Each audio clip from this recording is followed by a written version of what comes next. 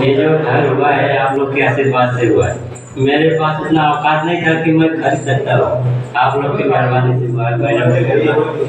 तो यहाँ तक कि कहाँ तक गया क्षमानाथ भाई भी इतना मेहनत किए। तब आप लोग के मेहनत से हुआ है। भाई क्षमानाथ भाई सब लोग बहुत मेहनत किए मेरे लिए। मेरे लिए बहुत मेहनत आप लोग की है, मैडम ने ज़्यादा मेहनत की है।